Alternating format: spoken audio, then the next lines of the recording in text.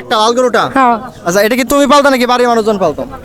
ধরা গেলে আমারই তো তোমার যে গরুটা যখন বিক্রি করো তখন নিজের কাছে আসলে এখনই কষ্ট লাগতেছে কেমন? বুক ফাইটে যেতেছে, ঠিক আছে। তো ওর কি আসসালামু আলাইকুম।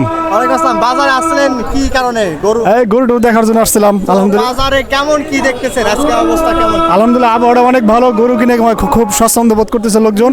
হ্যাঁ, আমি আশা করি আমাদের আফজল মন্ডল হাটের আশেপাশে যারা আছে তারা জন্য চলে আসে আমাদের আফজল মন্ডল হাট গরু কেনার জন্য। আশা করি নিরাশ হবে না, তারা সাশ্রয়ের মধ্যে কিনতে পারবেন। হ্যাঁ, ক্রেতা বিক্রেতা দু ভাই খুশি থাকবেন। আচ্ছা আচ্ছা, ঠিক আছে। পাশাপাশি যে চ্যানেল থেকে এইভাবে প্রচার করার জন্য আমি তাদেরকে ধন্যবাদ জানাই। আসসালামু আলাইকুম। আসসালাম। বাজারে আসছিলেন কেন? কি অবস্থা বাজারে এটা দেখার জন্য আইছি। তো কেমন কি দেখতেছেন আজকে? মোটামুটি আলহামদুলিল্লাহ ভালোই। গরুর দাম কেমন হইতেছে, কেমন উঠতেছে? গরুর ধরে এখনো ঘুরে দেখছি কিন্তু দামের বিষয়ে এখন আমার জানা হয় না। আচ্ছা, আপনি দেখেন জায়গায় গরু দেখতেছি। দেখতেছেন? হ্যাঁ, হ্যাঁ, আচ্ছা, গরু তো ভাই বাজারে ঘুরে ঘুরে গরু দেখতেছেন, তো এখনো তার দামের বিষয়টা আয়ত্ত করা হয় নাই, আয়ত্ত দিন হয় নাই।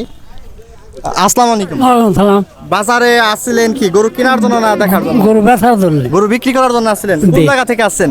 এই বাসান্তর থেকে। ভাসানচর থেকে আসছেন? ভাসানচর থেকে ওই অঞ্চলের দিক না এসে আফজাল মন্ডল হাটের দিকে আসার কারণটা কি ছিল? কারণ হাট তো এখানে মিলছে এই জন্য আজকে। বড় হাট ছিল। আচ্ছা, আর নামের দিক থেকে ওই ভাসানচর অঞ্চল থেকে কেমন কি শুনছেন আফজাল মন্ডল হাটের কথা? আগেতেই তো এই যে বাজার হাট বড় বড় হাট। হ্যাঁ। কিন্তু আজকে আইসে গরুর মানে কত ওজনের গরু আনছিলেন? গরু আনছি মনে করেন যে মন তারিখ হবে। আচ্ছা, মন চারি। এই গরুর দাম উঠতেছে কেমন বাজারে? দাম তো খদ্দেরি নেই, খদ্দেরি পাইতেছেন না? না। তো তার জন্য আসলে মন খারাপ মন অবস্থা। খারাপই তো। আচ্ছা, তো আমাদের এই দাদা অথবা কাকা ওনার কিন্তু এখানে মন খারাপ অবস্থায় তিনি এই মন ভাঙা অবস্থায় এই পরন্ত বিকালের আকাশের দিক তার চাহনি দিয়ে কিন্তু রয়েছে। এত কষ্টের বাড়িতে কষ্টের পালা যে গরুটা, সেই গরুটার কিন্তু তার যে বাজার ব্যবস্থা যেমন ছিল, বাজারের চাহিদা যেমন ছিল ওই হিসেবে পাইতেছে না, ঠিক পাইতেছে না? না, জি, জি, আচ্ছা, জি। তো কত আশাবাদী আপনার ওই 4 মনের গরুটা? মনে করেন যে 140। আচ্ছা, 1,40,000। 1,40,000, হ্যাঁ, হ্যাঁ। 140 বলতে 1,40,000 আশা করতেছেন, 1,40,000 কিন্তু ওই হিসেবে দামাদামি হইতেছে না। হইতেছে না। আচ্ছা, তো আমরা জানি যে আগামী পরশু দিনকে আফজাল মন্ডলে হাট আছে, তো ওই হিসেবে কি বলতে চান যে আগামী দিন? এইখানে তো আর আসবো না। আচ্ছা, তো চাপা খোলার দিক চলে যাবো যদি না বেচতে পারি। সামনেই তো আবার ঈদ। হ্যাঁ, এই যে রোববারে চাপা খোলা হাট আছে। আসলে সব বিক্রির ভাবনা চিন্তা সহ কিন্তু কপালে টেনশনের ভাঁজ চলে আইছে যে গরুটা বিক্রি করতে হবে কোরবানির আগে, তাহলে তারা দামের দিক থেকে ভালো একটা দাম পাওয়ার সম্ভাবনা থাকবে। যদিও কি নিয়ে আসছিলেন? গরু আনছি। গরু আনছেন? কোন গরুটা আনছেন? এই যে লালটা তো আর ওজন আছে কত? 3 মন। গরুর শরীরের ওই কি অবস্থাটা? ওই যে গুটি রোগ হয়েছিল। আচ্ছা, ওটা আলাদা সমস্যা। যাই হোক, তো 3 মনের ওজন দাম হয়েছে কেমন? দাম তো এরকম হইতেছে না। কত বেচাই হইতেছে না। আশা করছেন কত? 80-90। কয়টা গরু পালতেন? 3টা। 3টা বাড়ি গরু পালছেন। হ্যাঁ। তো খাওয়াইতেন কি? খাওয়াইছি ঘাস, কাঁচা ঘাস খাওয়াইছি খালি। কাঁচা ঘাস খাওয়াইছেন? কাঁচা ঘাস খাওয়াই 3টা গরু মাশাআল্লাহ ই করছেন। এখন হলো একটু বিক্রির দিক থেকে আগানোর আশাবাদী আছেন। হ্যাঁ। তো আমরা কিন্তু গতদিন বলছিলাম বা গতদিন দেখছিলাম বাজার ব্যবস্থা, যদিও আমি নিজেও এখন ভারাক্রান্ত মনে আছি। তো তাদের এই অবস্থা দেখে যারা আসলে বিক্রেতারা আছেন তাদের কিন্তু ওই হিসেবে গরু করতে পারতেছেন না। আর গরু আনছেন নাকি? বাজারে আইসো কোন অঞ্চল থেকে? খলিমন্ডল হাট। খলিলমন্ডল হাট থেকে কি কিনতে আইসো নাকি বিক্রি করতে, এই যে বিক্রি করার জন্য আসছো নাকি কেনার জন্য আসছো? বিক্রি করার জন্য আইছি। কয়টা আনছিলে? একটাই। এই একটা লাল গরুটা? হ্যাঁ। আচ্ছা, এটা কি তুমি পালতো নাকি বাড়ির মানুষজন পালতো? ধরা গেলে আমারই তো তোমার যে গরুটা যখন বিক্রি করো তখন নিজের কাছে আসলে এখনই কষ্ট লাগতেছে কেমন? বুক ফাইটে যেতেছে, ঠিক আছে। তো ওর কিন্তু এখনই বুক ফাটে যেতেছে, কিন্তু দামাদামি হইতেছে কেমন? 1,15,000।